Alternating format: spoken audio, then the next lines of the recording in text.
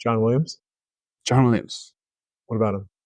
I was actually listening to a podcast, which started to make me think of all the John Williams movies that I've come to just love and enjoy, even for someone at such a young age for me, between Star Wars and Jaws and Jurassic Park and all these different ones done, with Spielberg and George Lucas. Yeah. 90s heyday. Dude, seriously. And there's so many movies. You can't tell like the story of film without John Williams. Mm-hmm. Is there a favorite John Williams movie that you have? You'd probably have to go Star Wars, right? Oh yeah, I immediately go Star Wars. It's iconic. That's exactly what I was going to say. Yeah, he talked so much about. I mean, I like to consider myself a film nerd. I haven't seen enough films, but I love watching films. Enough to call them films. Enough to call them films. I sound very pretentious right now, but I always think about like Star Wars has always been one of my favorites growing up. I mean, we always watch Star Wars, the original trilogy, on the VHS tapes, and to hear like his point of view on both, like the difference between designing and writing music for that versus writing music for like Schindler's List, and like how different it is for him to kind of work with different directors. And you brought up that the interviewers, which I think was, I guess it was, but they were basically like, do you think over time, having worked with all these guys, worked with Spielberg for so many years, do you think they've become more sophisticated in their taste for music? And he's like, no. He's like, he's like, you just can't quite teach that. Some guys, if I tried to, and he says, obviously I don't know well enough because he brings up specific terminology within his industry, and he's like, if I said that, they probably wouldn't know what it was, but they know what they want it to sound like. Yeah, they're just like, call John Williams and we'll see what he's up to. If not, we can get Hans Zimmer. Exactly. And then I think about like the structure from Star Wars, how it goes from like John Williams. Now they've moved into like Ludwig Göransson, this crazy dude with like super long hair playing a bunch of different flutes, trying to find the Mandalorian thing. And it's like the artwork of that, where it's like, I mean, Terrell and I always talk about it. We have like our art, quote unquote, of being like within the industry and creating dishes and and beautiful food and things like that. But there's so many things that we just can't do, and music being one of them, especially for me. Where it's like I hear these guys' creations, I'm like, oh my god, this is awesome! Like, there's no possible way I could ever do something like that. It's the same thing. It's really just a combination of the technical ability, whether it be cooking or playing an instrument or playing baseball, and a creative impulse in the moment. Yeah, and it's just the mashup of the two. There's really a lot you can pull from both sides. It's a beautiful thing, and it's something I hope we bring to the ravioli theory.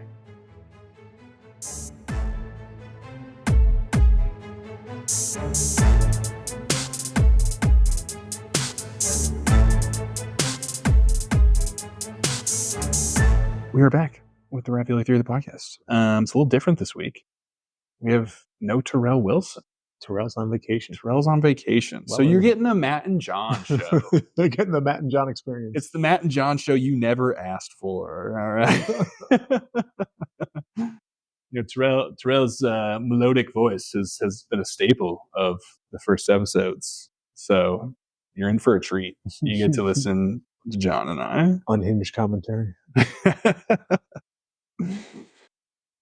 John, what's something in the industry we've been wanting to talk about?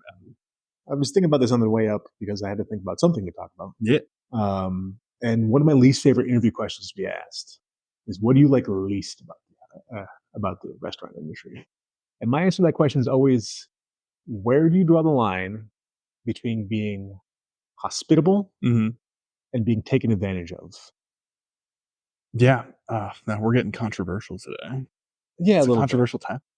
No, it's good. It's true, because it comes to that line of like, the customer's always right?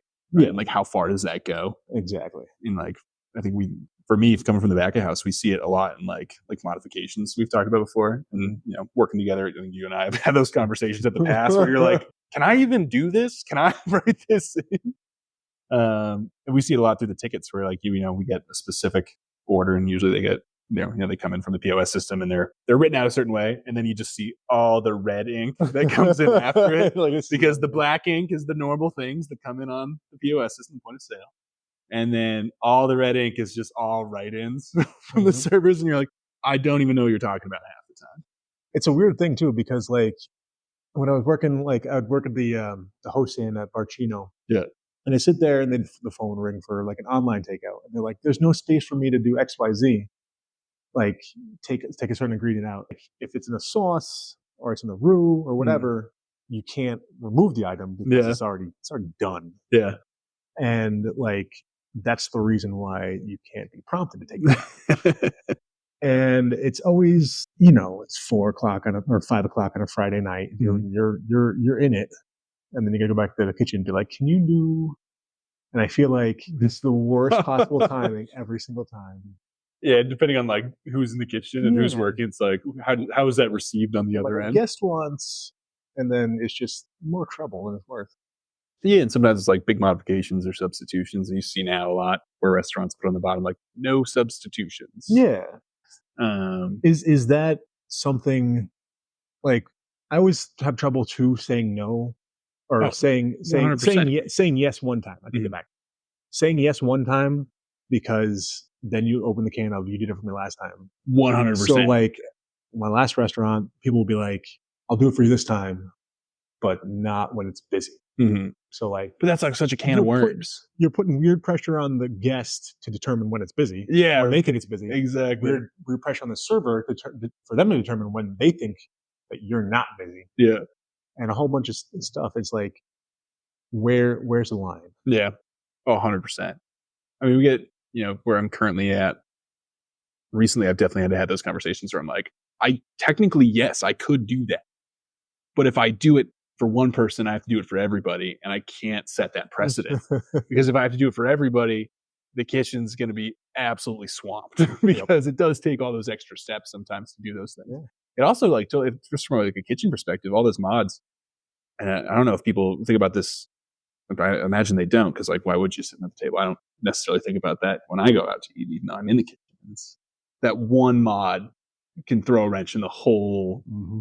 like pace of the kitchen, the whole rhythm, where it's like you're cruising, you're getting everything done, you're on perfect ticket times, everyone's in sync, tables are coming up at the same time from all the different stations, and then you get like one weird mod where it takes extra time to cook something, or they're subbing a protein, or there's a dairy free, and it screws up the whole thing. And when it comes to like allergies and stuff like that, it's always like 100%. We're going to Oh take yeah. care of those no matter what. And then you start getting into like the preferences, and there's things you want to be able to do for people because you're like, I get it. Like you're not a mushroom guy.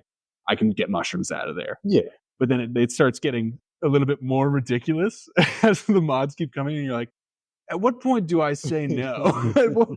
How far is too far with the modifications that are coming in? Obviously, it's all situational, but I don't know. I Yeah. don't know if always saying it. I don't know if saying no substitutions at all. Period is the way to go ever. You can't. People like just for allergy purposes alone.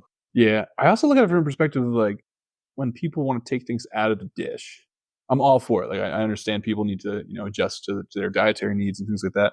But there's a certain point where you're taking too many things out to where I don't want to serve the dish. It's gonna come out bad.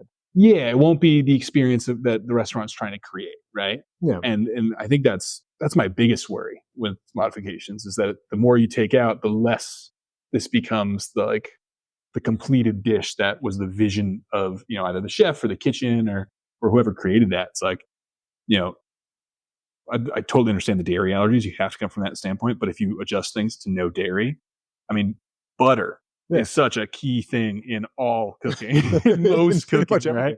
Pretty much everything. You need butter for it to be what you want it to be. So like losing a key component of something like that like changes the whole dish. And so I've had to have like conversations with certain people where I literally went out to a table or I go out to a guest and I'm like, I totally understand why you want to do that. I can't serve that Yeah. because it's not like a good representation of what we do here. And that's like trying to change a whole dish for it to be completely something else, right? So that's Yeah. like Yeah. when Yeah. the mods become too much and they're trying to order their own thing. But that's where it comes from like the kitchen standpoint. You want to put out a good product, and although people are allowed to like what they like, Yeah. it's not going to be what was originally created, and it might not be as good. So we don't want to put out subpar food because it's been changed so much. Yeah. That's like one of my worries with it. And it's like some cases it's changed the fundamental. Like people don't have the knowledge that if you take dairy out of a carbonara, Yeah, it doesn't do anything. It's not. It's just pasta. yeah. The carbonara 100% needs the Yeah. cheese to be what it is. It's so funny. Yeah, I think it's an interesting point of view, and obviously, when the Ravioli Theory opens, we're going to be super Yeah. open So to. what are you going to do when some person orders the first person that orders a tandoori chicken and waffles? And they're Hold like, the tandoori. "Oh, the tandoor." It's like, you can't do that. We've been marinating the chicken for like a day. Like, there's yeah, it's things like that, right? Where we want to be hospitable, like you're saying, but we don't want to lose what the restaurant is or what the dish is. A lot of that falls on whoever's delivering the information to. So Yeah, if you 100%. That's why it's like always been case if you by take case, table by table. if you take a certain ingredient out of the dish, it's going to effectively ruin the dish. And same thing with Yeah, drinks too. That's yeah. I think that also like ties back into what we've been talking about in terms of like just the restaurant as a whole and what we're trying to do here is that having our staff trained really well to understand the importance of the different ingredients that people generally try to take out. Mhm. It's a good way to like get people to try new things, which is part of what we're trying to do here with our kind of global fusion, our global inspiration behind our menus. Is it's going to be part of training for our servers to be able to explain things well, understand why it's in the meal or it's in the dish, and hopefully get people to try some new stuff, even though they might not have had good experiences or liked it before.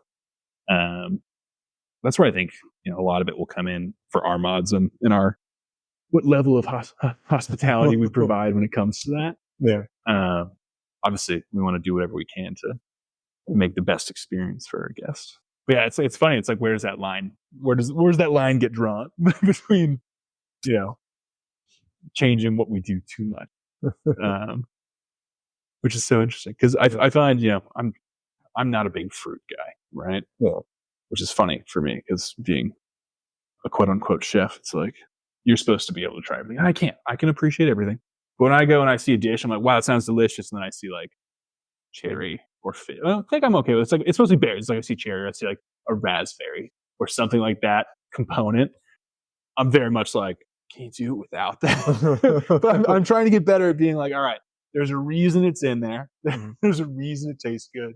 I need to suck it up and try it if I want the rest of that dish. Is it a texture? Even though I don't, it's like the sweetness tart. It's like the natural sweetness. I don't know. I'm a very big like savory guy, so I love salt. I'm like in terms of like flavor like my palate, I definitely lean way more towards the savory than sweet or sour side. Um, You're not gonna like any of my cocktails, then. I will try all of your cocktails. Like I said, I know what it's supposed to taste like. Like when people ask me, like, how do you know if the food's good or not? I'm like, I know like what it's supposed, where the balance is supposed to be. I know what the fruit's supposed to do in most of the dishes, and I can research that and learn. But it doesn't mean I'm gonna like it. Yeah. I'll appreciate it. You still know enough to talk about it and just Yeah, I can do that. have reasons But I'm for its not gonna like presence. go out of my way to find something with like a raspberry gastrie kind of right now. Like, I'm like, nah, I'm good, man. If I'm going out to eat, I'm not seeking out berries of any kind. But I can appreciate what they do for the dish. It's really good. Like I'm sure. Oh, yeah, you get me on the berry track. I got myself on the berry track. I shouldn't have started. Berry road. Yeah, like what's a big thing when it comes to drinks where people make a lot of changes? Is there any? People will often sub liquors. Yeah, and you find that that's not as big of a deal. That's not as big of a deal, but like in some cases, well, like we'll do it here too. But like a lot of times we'll infuse the liquor to cut some of the liquor flavor out and to bring some other flavors in. Yeah. And like if you want to do like we had a lemongrass vodka thing at Barcino. Yeah. They're like, "Oh, can I get tequila instead?" Like, well, the lemongrass is in the vodka. Yeah. So you can't. Well, you can't put lemongrass. No, I can't because I don't have lemongrass just kicking around. I can muddle. Yeah, it's been like infused. Yeah, there's a whole process of prep on that side. So it's mostly stuff like that, or subbing out tequila for other stuff. Again, it comes down to the server or bartender, like, hey, having knowledge of how things are made. That flavors infused in there, stuff like that. You find people are like a little bit more amenable to like the cocktail list, where if they find something they like, they go with it. But if they don't, they just kind of. I guess you can kind of go with your kind of old standby, where you can do the generic drinks that most bars can make. Oh yeah, right. So instead of like trying to change a drink, they're like, I'll just go with like my regular like Jack and Coke, or I'll do my gin and tonic. I won't branch out too much tonight. But when I go to a new restaurant, I will often try the first drink on the menu or his first couple drinks or whatever. Yeah. Whatever jumps out to be good. I know a lot of people they'll go into restaurants and be like, make me old fashioned, and like they'll judge the restaurant based on the make of that old fashioned, which you can't really do. That's tough. That's a tough sell because like you can tell if a bartender is technically accurate. Yeah, but you can't. A built cocktail menu has intent and flavors. So. Yeah, I feel like if you're going into a place and asking for like an old fashioned, maybe it's the time to be like, all right, there's probably an old fashioned variation on the cocktail list. Yeah, most places do that. Is there like a cocktail that you go for every time, or a variation of? Is it an old fashioned? Usually an old fashioned. Yeah. I will do gin cocktails a lot. Like, I like a bit of floral cocktails, gin, elderflower kind of mash up deals, stuff like that. I think chartreuse. Yeah. Bee's knees, stuff like that. So the bee's knees is something I've really started to lean on, I feel like the last couple of years. Yeah. Where it's something I look for on the menu every time. Yeah. If I'm looking for just like, whether, obviously they all have their own little variations. I was just up in Burlington, Vermont and had a very good bee's knees up there, which is awesome. I honestly probably could not tell you off the top of my head.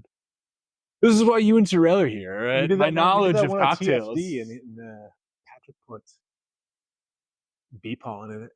Oh, that's right. Which was good. I was terrified of the bee pollen because I am so allergic to it. I forgot about that. Yeah, I am like ridiculously allergic to bee pollen. So I was like, I'm not going anywhere near that. And then bee's knees is a particular enough drink. For example, like I don't know if bars will have honey on hand. Yeah. So like you can't like going in and ordering just a bee's knees. Yeah. But there's a wealth of cocktails you can go in and just order. Yeah. There's like the menus mostly, like you said, can be variations. Yeah, put their own play on it. How to get new flavors. This is our old fashioned. This is our martini. Yeah. I think like one of the big things I'm excited about. I think I talked about this last time. Is that like to learn and the knowledge to pull from you and Terrell and like a cocktail base, because I've worked mostly brunch, I'd say, the last 4 years. So that's really limited the availability for me to learn. And to be honest, I don't go out that much because I work so much. Yeah. So I think that's exciting thing for me to kind of come in and get to learn from you guys and see like the menu development and the infusion of flavors, and especially like you said, with having Terrell's viewpoint and perspective from like the chef creativity built into the chef driven cocktail list. Yeah. Between the two of you is going to be really exciting for me. Yeah, I've been reading. I've been trying to plow my way through Liquid Intelligence. Yeah, and it's basically the opposite side of the coin that chef uses. Chef is the flavor profilist. Yes, we've always talked flavor profilist. Always talked about it. But he can just like, he's got that flavor matrix in his head where he knows instinctively what contrasts, what compares, stuff like that. Yeah, Liquid Intelligence is more the technical aspect of measuring acidity, measuring sweetness, measuring quantifiable, astringentness, quantifiable qualities of a cocktail, and then figuring out how to piece it together from there. Like, lemon juice is very, very tart. Yeah. You're going to want to use less of that in some places and more of it in some places. Yeah. Depending on what kind of base liquor you use. Yeah. Stuff like that. It's a solid left brain, right brain kind of thing. Yeah. Because I kind of look at it from an analytical way, like, this is how your cocktail is structured, and then Terrell can like move those puzzle pieces around kind of. Yeah, I find he's very good, especially when you're just kind of like working back and forth with him on menu development. He's very good at like pulling maybe one thing that you're working with and taking that in terms of it's like, say it's category, say it's like a citrus or it's an acid, right? And he can pull that out and be like, well, what if you use this as your acid instead? He can like plug and play in those like categories of food, especially from like a kitchen standpoint. He's very good at like pulling different citruses out, putting new ones in, pulling different, whether it be the same flavor profile of whatever that ingredient might be, or whatever subgroup that might be. Like I said, having that matrix like built into his head, which is crazy, and obviously comes with like the experience that he has. And he's maniacal when it comes to reading and researching and all that. He's gifted me a couple of books over the years. I know he's done the same for you. And he gave me one that was all about ratios. And it's like, if you can nail these certain ratios, you can build anything from scratch in your head, because if you know the ratios, then you know the sauces and you know how to make them, and you just have to plug and play the ingredients. I was going to ask about that because obviously in a cocktail you're using liquid, and liquid always fills the container it's in. Yeah. So measuring parts is easier because you're just dealing with fluid. Mm. How does that apply to, like, say you're making a chicken dish? Obviously, chicken is just a big hunk of meat. Yep. And then you sides or whatever. Like, how do you, if you wanted to change an ingredient, how do you deal with the changing texture or the general form of the dish, like the finished, like, actual physical chunk of stuff? Yeah, I mean, that makes sense. No, I got you.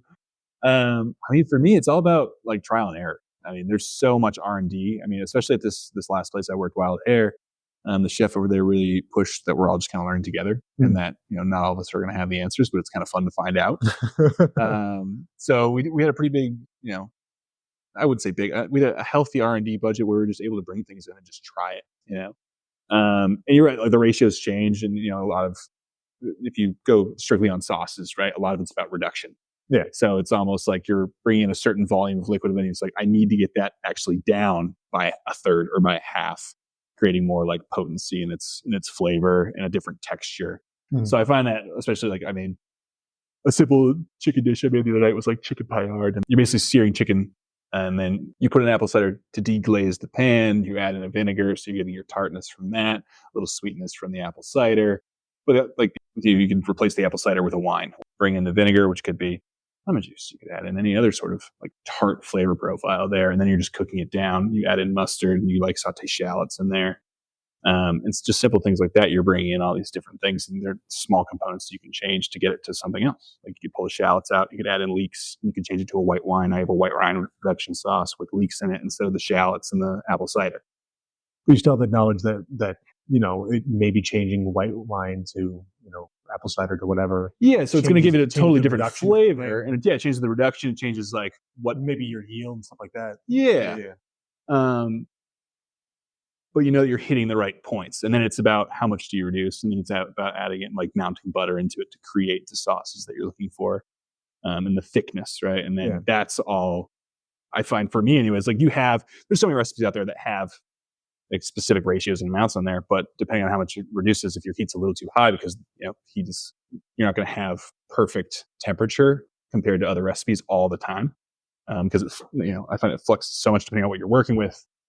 The equipment, it's all a little different there. So if you're reduced too much, then you're adding more liquid back in, and you have to like kind of adjust on the fly with those. Yeah, I think that's just more variation within cooking, because there's that aspect of heat. Yeah. So you kind of, depending on how long you reduce too far, you have to like adjust. And you're working so it's all like micro adjustments to get the sauce where you want it to You're be. working with relatively imperfect materials too, like one chicken breast. Yeah, it's not going to be perfect in thickness and size. Yeah, like with the purveyors and like the guys you work with will get you as close as you can, but they won't be perfect. Yeah, even as far as like, because you're talking about how ice dilutes in different shaking for cocktails, stuff like that.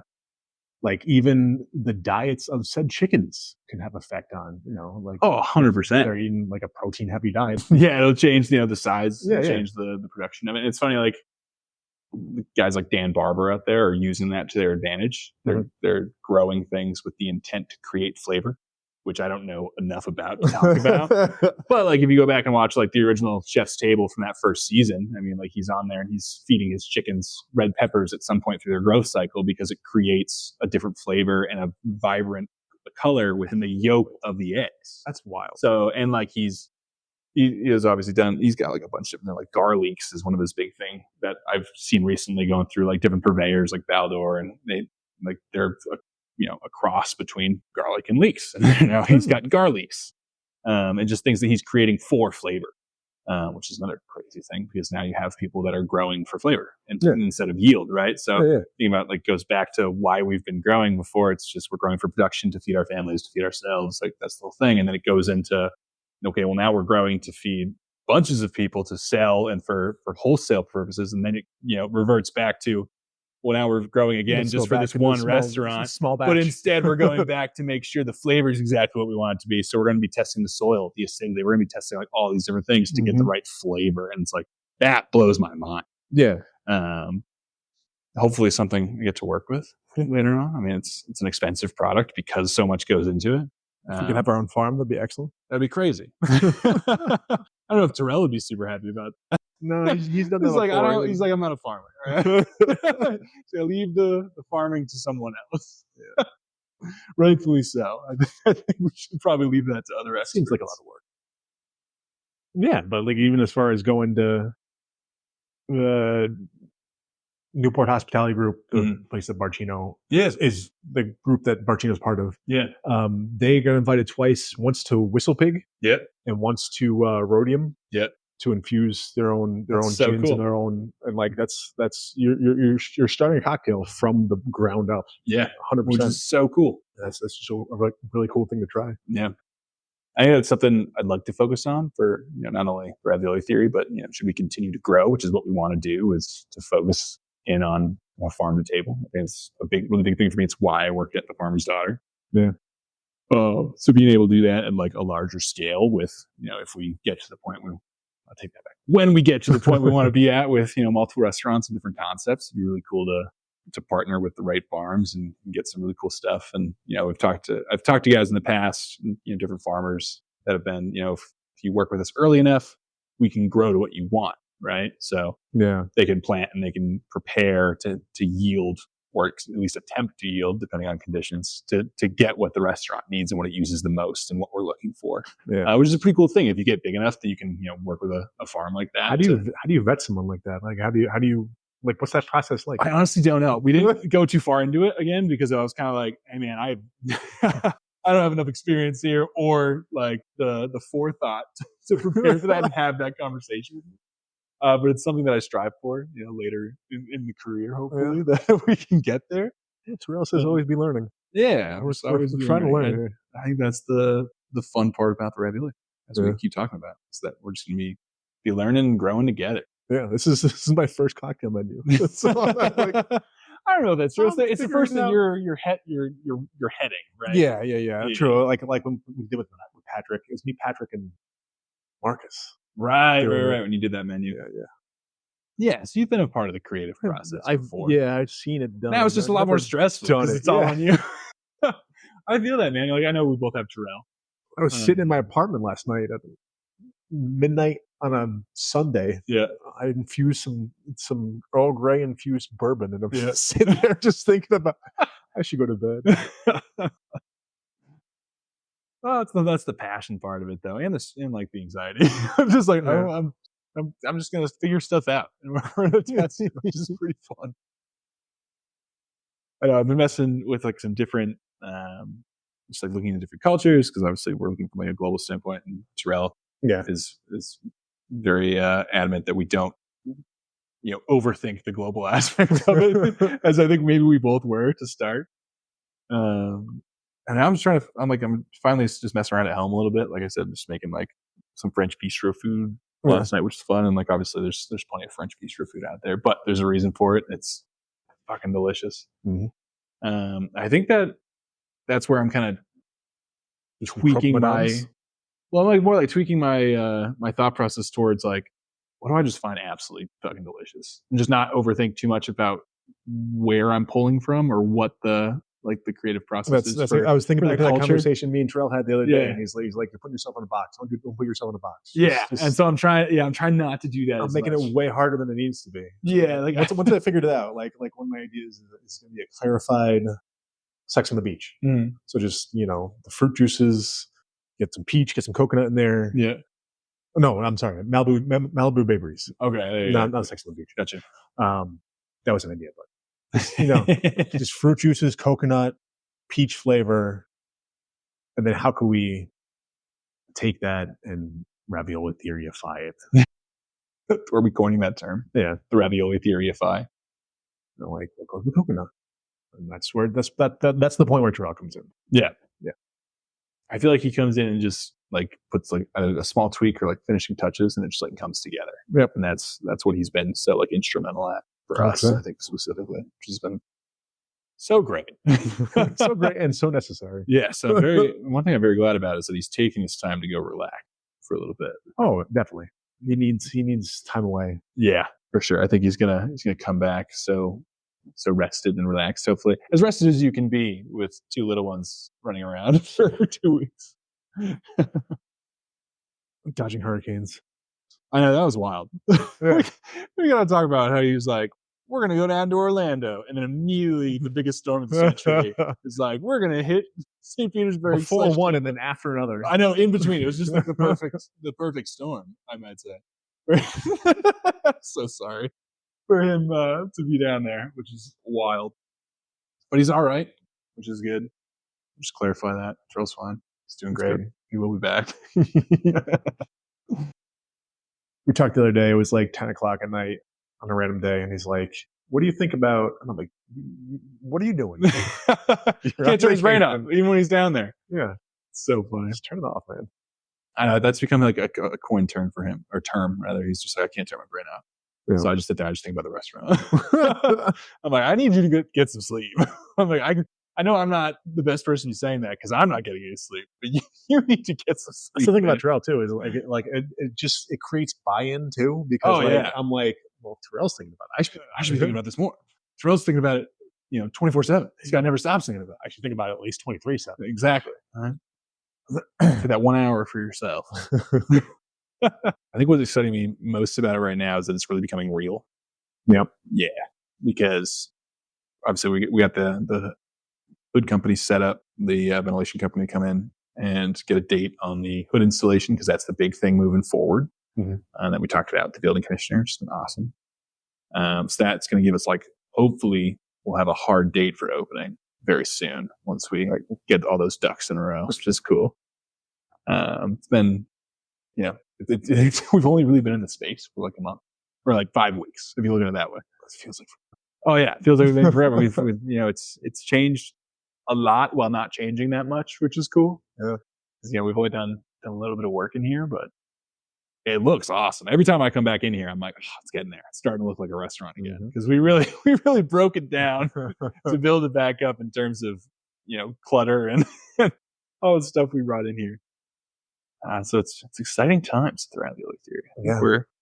We're making our way. I'd like to have at least the dining room / bar set up to a point where Terrell can walk in and be like, "All right, we're ready to open tomorrow." Oh yeah, 100%. Well, John, I suppose this is a lovely place for us to move on and do finish up a short little Terrell this week. Then we'll see. We'll come back next time. He'll be back. He'll be back, and we'll be back in a couple weeks.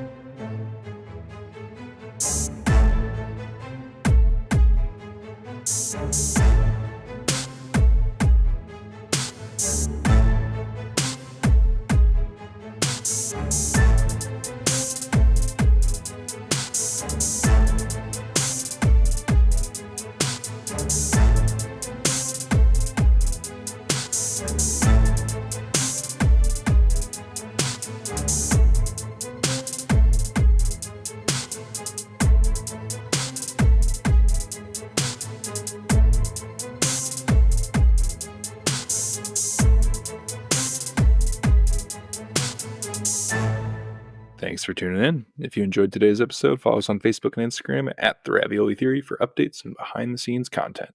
Remember to subscribe and share with your friends. Until next time, keep thinking outside the box with The Ravioli Theory, the podcast.